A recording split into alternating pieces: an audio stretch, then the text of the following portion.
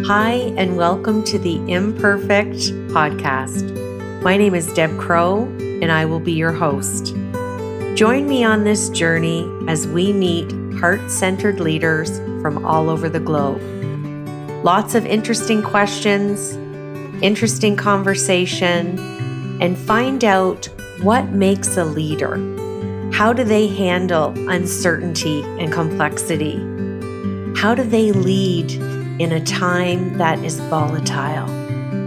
Join us. Welcome back to Imperfect, the Heart-Centered Leadership Podcast.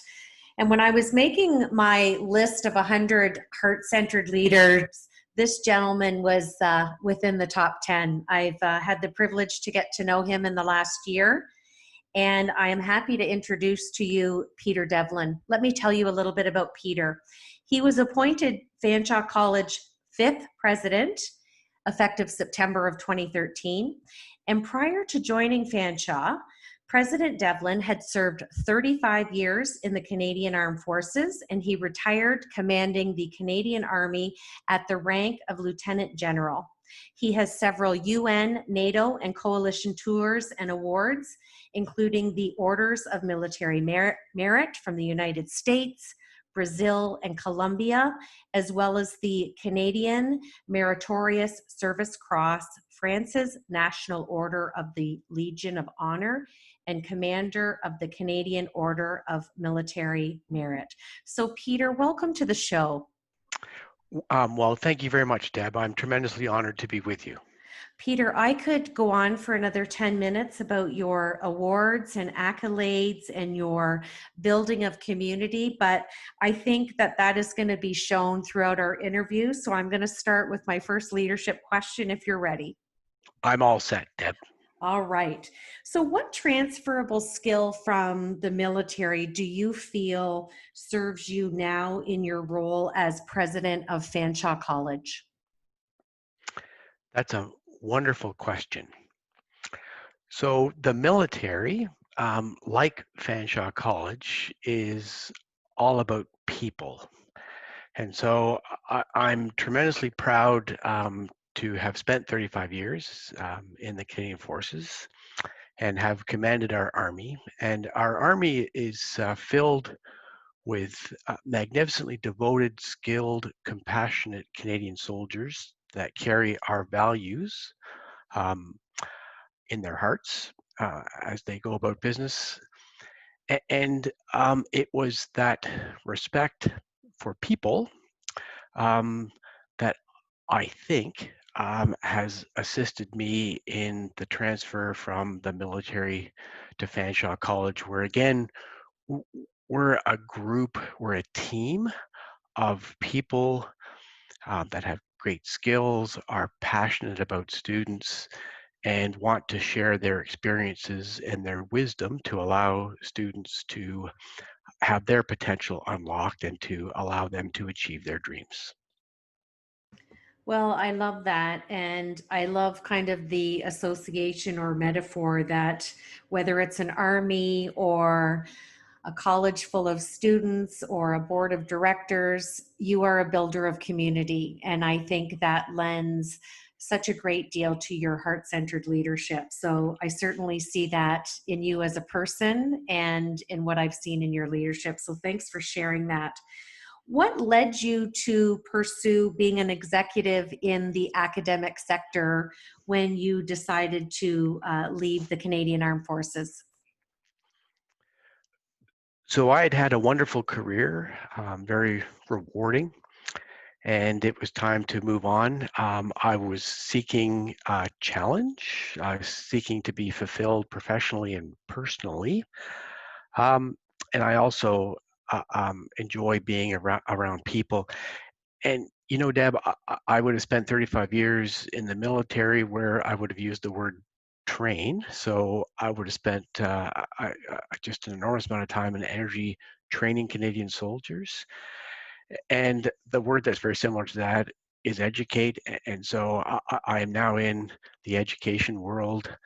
Um, but I'm surrounded by people that have all the experience and the knowledge of how to do that in a fabulous way. And so I think there are way more similarities than there are differences between the Army and Fanshawe College, and it allowed me to easily step from one team into another team and be fulfilled. Well, it's so beautiful to see your comparison of looking for your next challenge and that you wanted it balanced both personally and professionally. So I want to ask you an additional question, because what did it feel like in the Canadian Armed Forces when you achieved and got to the rank of Lieutenant General? What reflection did you have? What did you look back on? Just kind of share with the listeners that the feelings and emotions you had when you had reached that rank. I think, Deb, that more than anything else, there was a sense of great pride.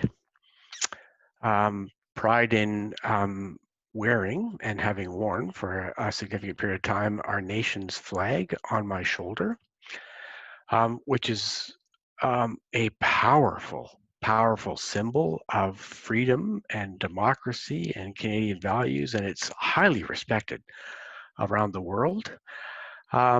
I think of the many soldiers that touched me and allowed me to grow, mentored me, schooled me, and taught me, and the experiences of being next to Canadian soldiers, doing what our nation asked us to do, whether it was peacekeeping, whether it was some type of stability, or whether it was a combat type role, all different, all unique, all challenging. And it's just an enormous sense of pride to be able to command our army wearing our nation's flag. Well, it's certainly commendable, and I can only imagine the level of success that you felt. And I noticed the commonality with you, Peter, is you mentioned the word people. And I know as a heart-centered leader, it's always the collective we, it's about a team. And that's obviously evident in your career success. My next question is, what imperfection, and you may have more than one, I'm happy to hear, do you feel has really helped you become the leader you are today? So there's a long list of imperfections. Uh, so putting people at the center of what I've had the privilege of doing is a strength that's also a challenge at times. Every single person is unique. I try to respect that. And I have grown to believe that respect uh, is central to an organization's success. And while I would have grown up, Deb, believing that respect was something that is earned, and that would have been from my folks, I have come to appreciate that respect is given. Um, and when it is given, people will seldom disappoint you. But I have a tough time saying no. And I think that is a bit of a weakness, an imperfection that at times has been a challenge. And in the military, while sometimes you have to say no, when there is great challenge or threat, it's also important to get on with business and get on with dealing with that threat. And so I think there's also been times where there hasn't been as collaborative an opportunity as one would have hoped. So I have many, but I think sometimes finding it difficult to say no has not allowed the speed or the success to be achieved at the same rate or at the same level as I would have hoped. Well, I'm so happy that you shared that, because I've interviewed other leaders and it's been a common imperfection, if you will. And have you ever kind of sat back and thought about why you tend to not to say no? Do you think that's coming with work experience? Do you think it comes with maturity? Or do you think you just have to draw the line in the sand and start saying no to some things just to have that balance in life? I think it's a combination of all. I think decisions that revolve around people are the hardest.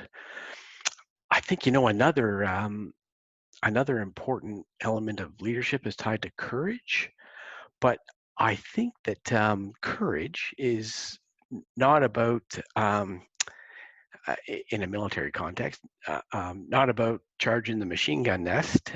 Courage is about having difficult conversations with people. It's like that is the hardest thing for me is when things aren't quite right, having the courage to have those difficult conversations. And so I said, well, it's hard. I think that I think I do it when it's necessary, but it's certainly something that I don't look forward to. But I think it's important for leaders to have a level of courage to deal with the hardest thing, and that hardest thing is normally tied to people.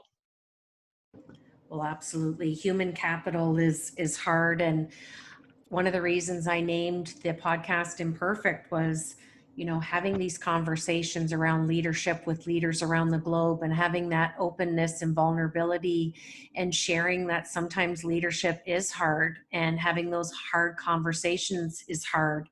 But usually having that courage, like you said, in those difficult conversations is usually when the magic happens. It's usually when we're in the valley. I use that metaphorically, that greatness is usually just around the corner. So thank you for sharing that. Can you share with the listeners how your leadership has changed or evolved as the president of Fanshawe, as you have worked through COVID-19 and just all the different things that we've seen since March of this year?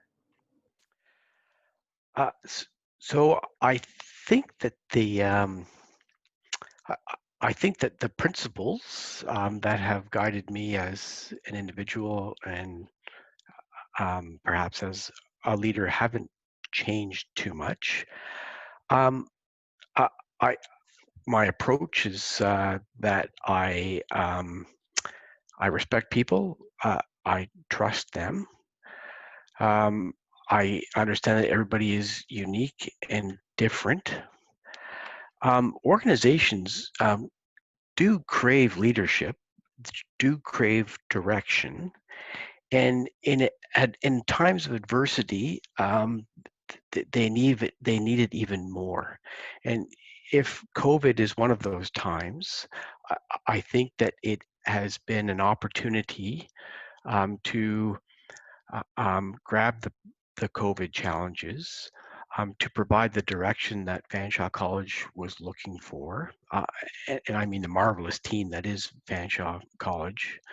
Um, and the speed at which we moved, and so for us, within a week we had moved um, our over 200 programs. The vast majority of them moved online, and we developed a plan to complete the delivery of that winter semester this summer.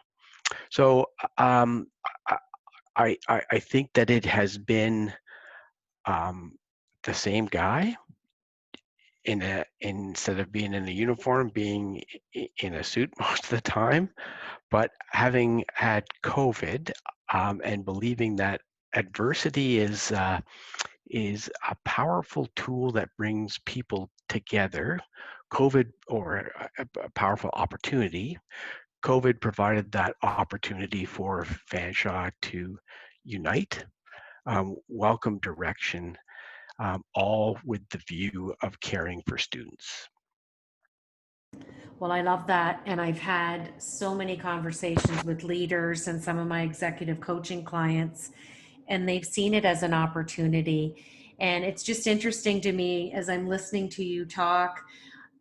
You're saying about the principles, and I can only imagine the lateral thinking you must have had as a member of our military, and now all the skills from crisis management again that you can transfer into your role as president of Fanshawe College. There certainly were some, and I think that the Fanshawe College team responded brilliantly. We did have an emergency operations group that quickly assembled. The level of commitment was remarkable, Deb, and I saw that passion shine through, and the commitment to caring for students, delivering, making sure that the quality of academic delivery that Fanshawe is known for remained front and center and wasn't compromised. Well, and I kudos to you, and I want to congratulate you on that and your leadership.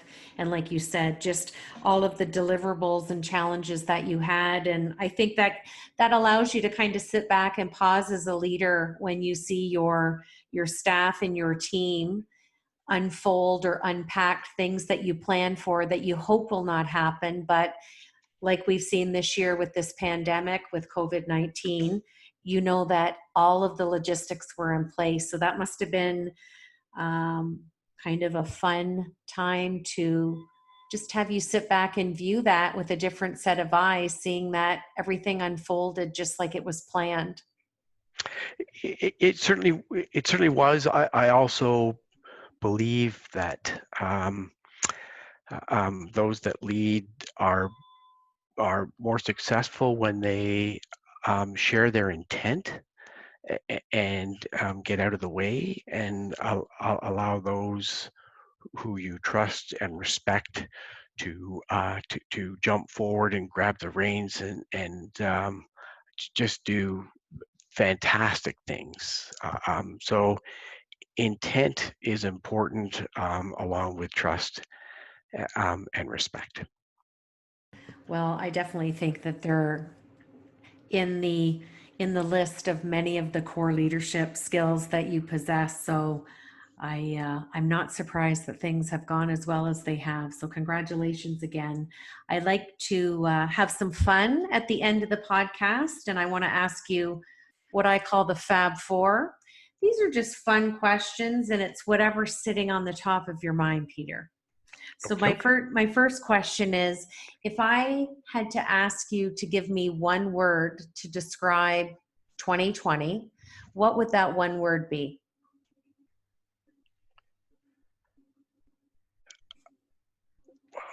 That's a great question. I think 2020 up until now has been defined by COVID. And so it was something that has just caused the entire world to have to make adjustments. It certainly has caused Fanshawe College to make some adjustments. I think many of them powerful, good um, adjustments. So there is goodness that has come out of COVID. There's also a tremendous amount of sadness that has come out of it too. But I think it has touched us all of our lives, our routines, work, family, and so COVID would be the word that I would pick. Okay. Okay, my second question is, because I know you've been happily married for 35 years, and I know you have 4 children. What do you want your legacy to be? Wow, I would hope that I would be remembered as this respected, caring, people-centered leader. That would be my dream, and I hope that not only my family would have seen that. My family, by the way, it's moved all over the world with me, and were super supportive. I think they too have a level of resilience and wisdom that has come from having lived in different countries, and having shared a bunch of different experiences together as a family. Oh, that's beautiful. I can tell you that I know your legacy will be that you will be remembered as a respected people, heart-centered leader, 100%. My third question is, and this might be a hard one, so I might have to give you a couple of seconds. What memory from a tour that you did for the Canadian Army left you with a lesson learned or allowed you to maybe witness a heartfelt gesture? Which memory has kind of stayed with you and is something that is easily something that you reminisce on? So, Deb, that's a very difficult question. Um, I would have gone into Sarajevo in 1992, as the Balkans was falling apart.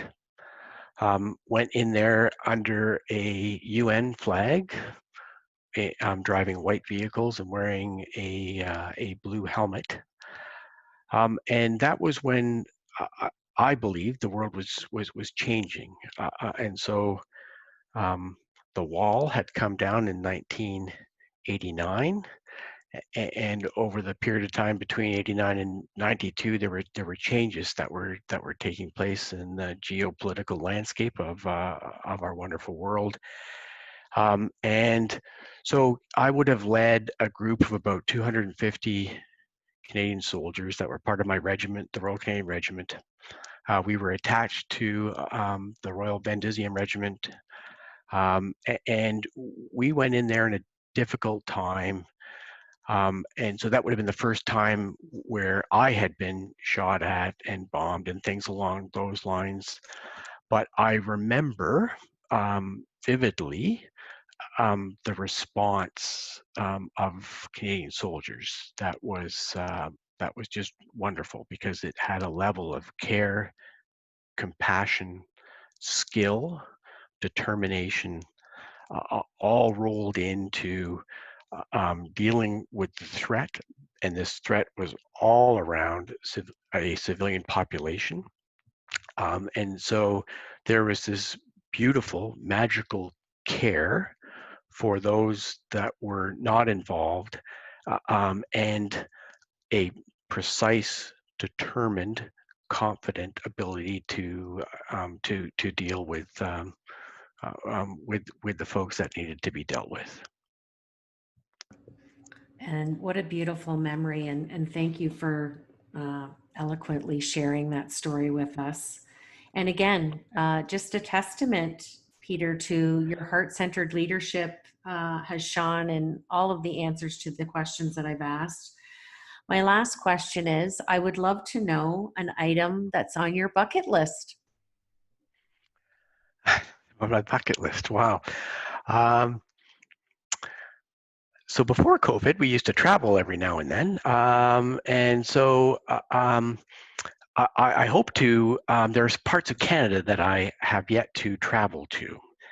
And so with my whole family, or at least with my wife. And so I still have, Deb, some parts of Canada that I need to see next to my family, because it is the most magnificent place on earth, filled with Canadians.